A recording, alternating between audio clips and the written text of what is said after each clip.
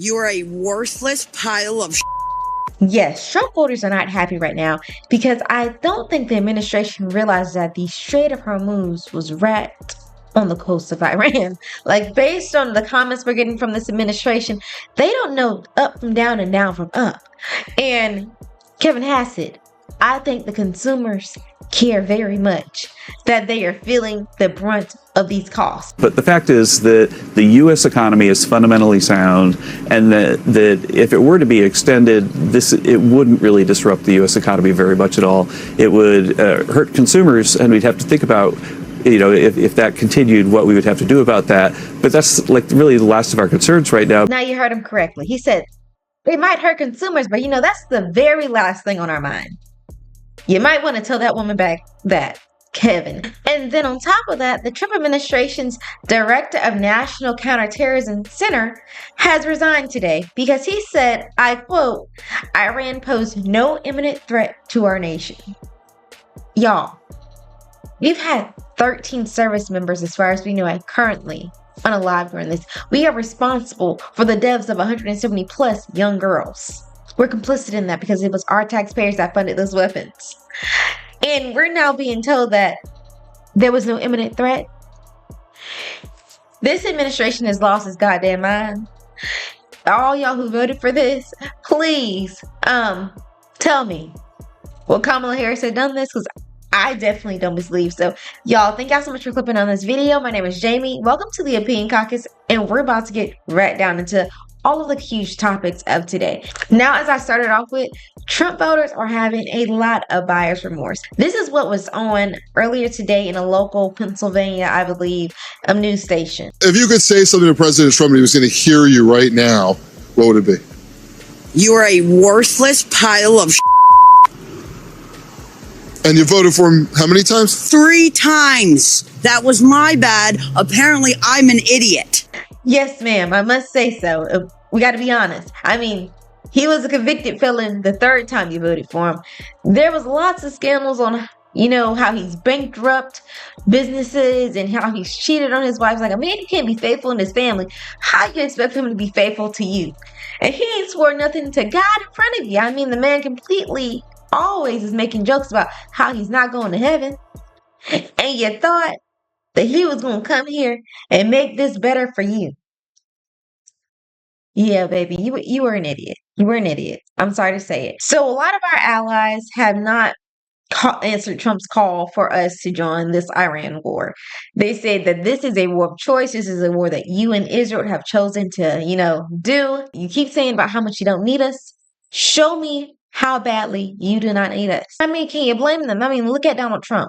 He changes what he wants within the span of just one press conference. Look at this, y'all. If we need their mine boats, or if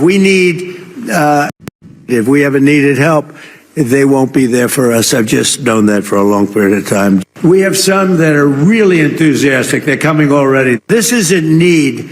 Need would be one of the big boys. If we need their mine boats, or if we need anything, any piece of apparatus that they may have because of a situation that they have, they should be jumping to help us. We want them to come and help us with the strait. My attitude is we don't need anybody. We're the strongest nation in the world. We have the strongest military by far in the world. We don't need them.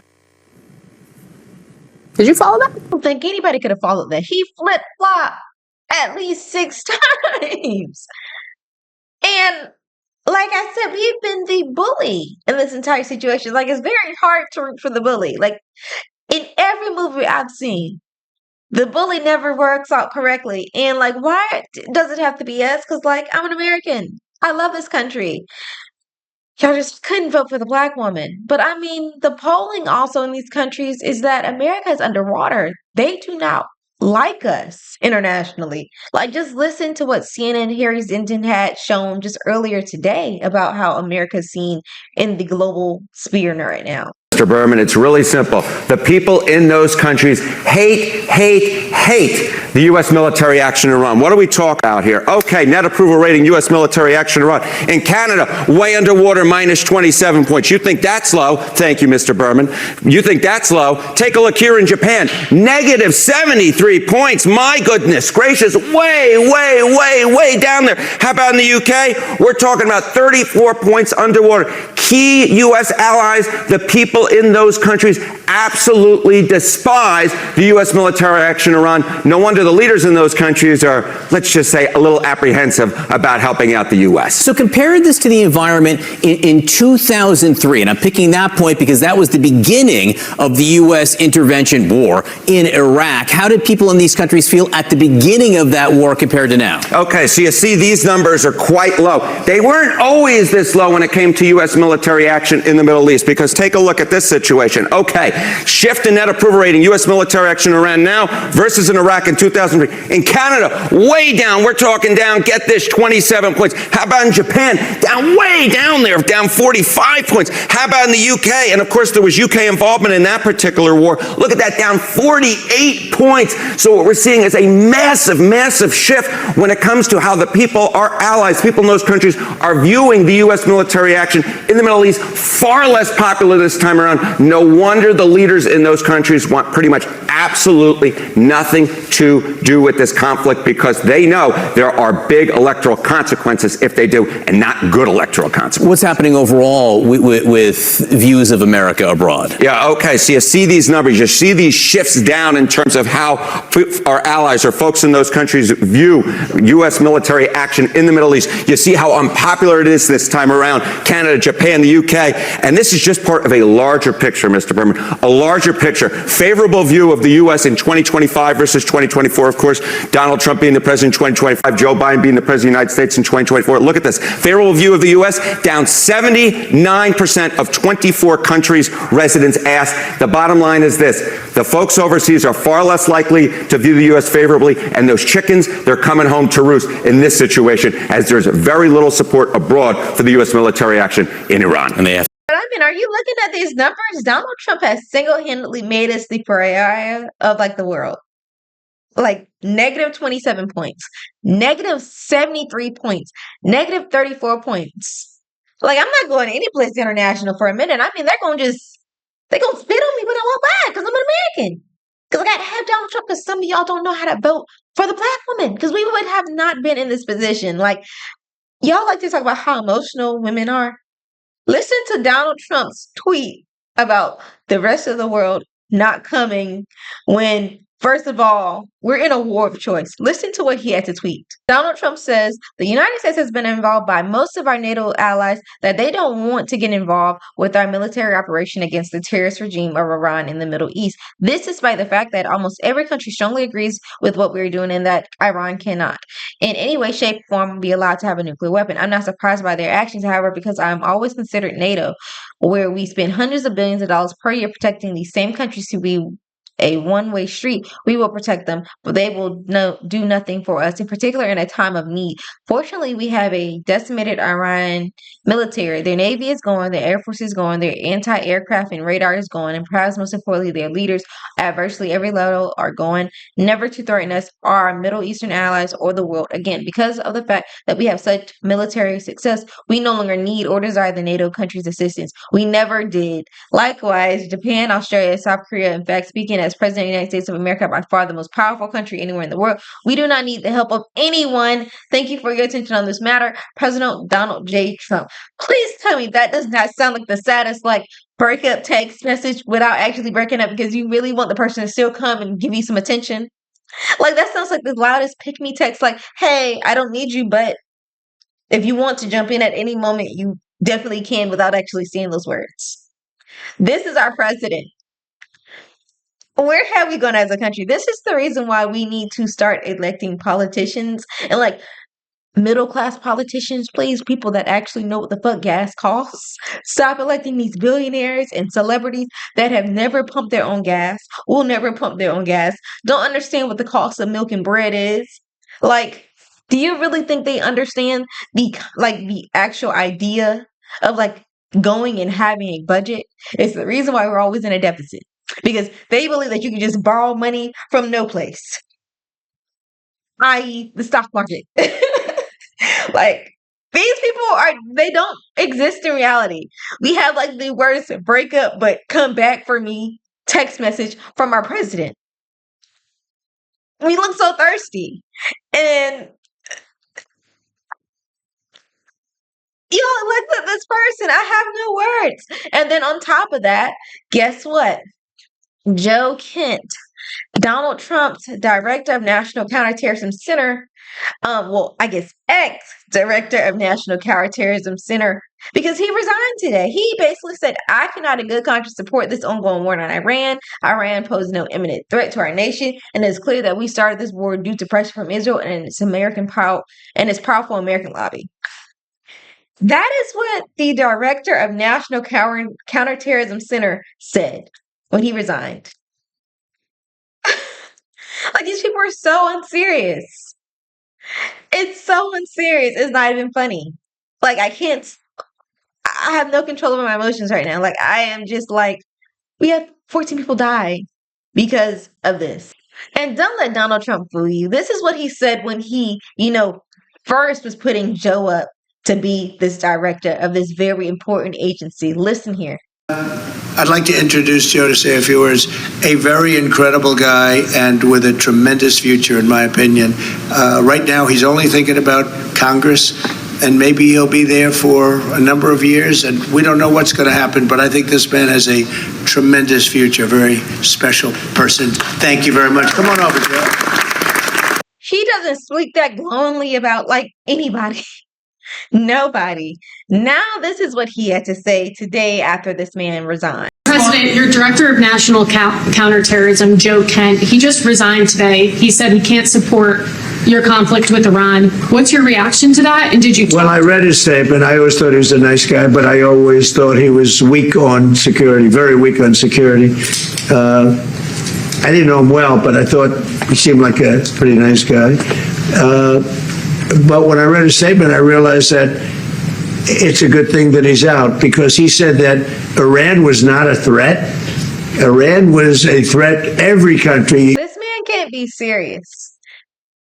You put the person who's in charge of our security, and you was like, well, wasn't that tough on security.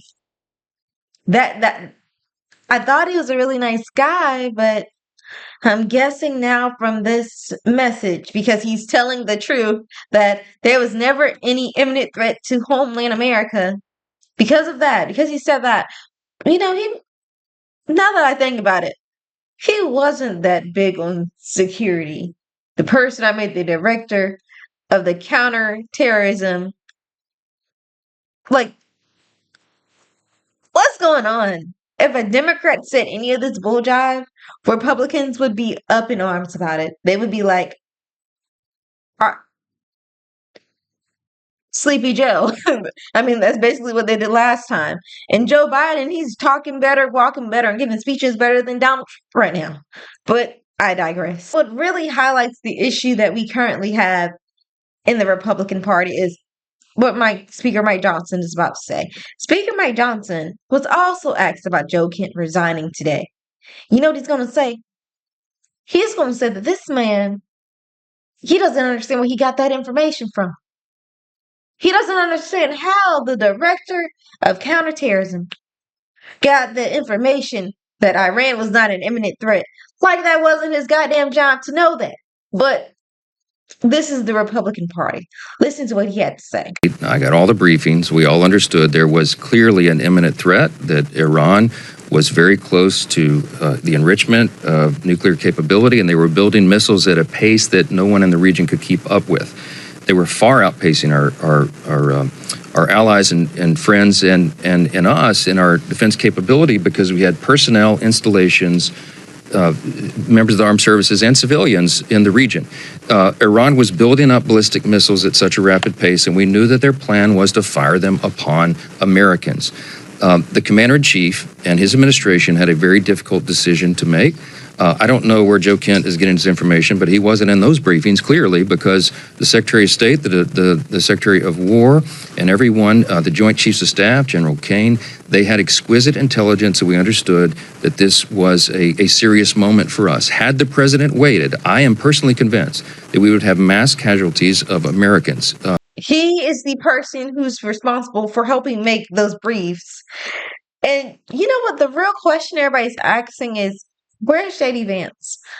We all know he's never going to say anything out about Donald Trump, but also, where's Tulsi Gabbard? Because isn't that what made her leave the Democratic Party? Isn't she so we don't need to go to war with Iran? We have not seen her either. Why is it that the people that are directly responsible for international counterterrorism are the quietest people, the ones that aren't saying nothing, or in Joe's case, resigning? That's a very interesting question, but we're never going to get true transparency out of this administration. That's never going to happen. But just to close off, I think that this clip that's on Drop Site was very enlightening about just this situation we are in currently as Americans. Like, the Trump administration is telling us 4 to 6 weeks. We're in week 3, I believe. So they're hoping to close this entire conflict off pretty quickly. However, it's easy to start a war. It's extremely hard to close off a war because you aren't the only person who has a say in this. And I thought that the time period that this gentleman was setting out was very enlightening about what we could be needing to be prepared for, since our government is obviously not going to give us fully transparent answers. Let's listen real quick. Dr. Zadi, every day the Pentagon holds a press briefing and Donald Trump, he answers his own mobile phone and has these 30-second or 2-minute interviews with a variety of journalists. And he and his war secretary, Pete Hegseth, are saying every day that they've won the war, that they've totally obliterated Iran. And they claim that Iranian missile launches have decreased by 90%, that drone attacks from Iran have decreased by 95%. They claim in the last 24 hours that they've been attacking Iran's industrial base and that Iran is unable to continue manufacturing missiles.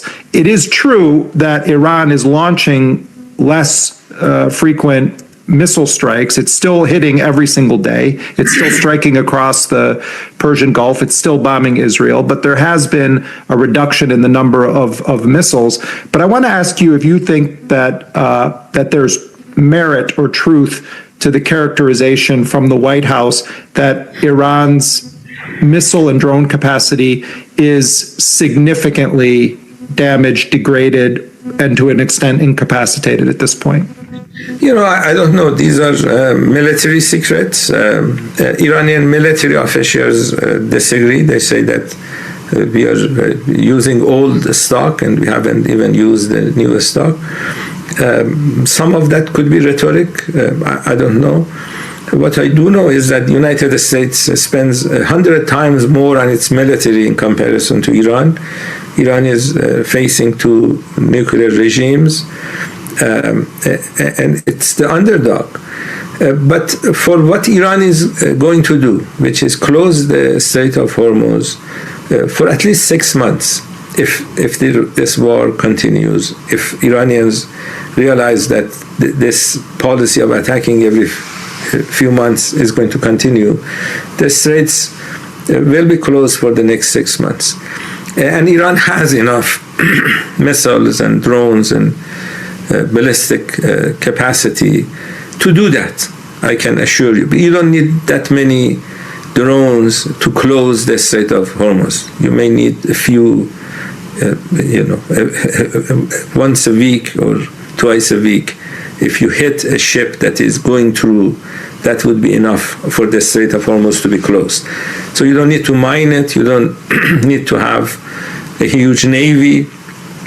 You just need to have access to drones to make ships that are taking the risk realize that they made a big mistake. And with the Strait of Hormuz closing for at least 6 months, I think that's a cost that the other side cannot cannot accept and will not be able to manage. And this is a problem that they started, so they have to come up with some solution.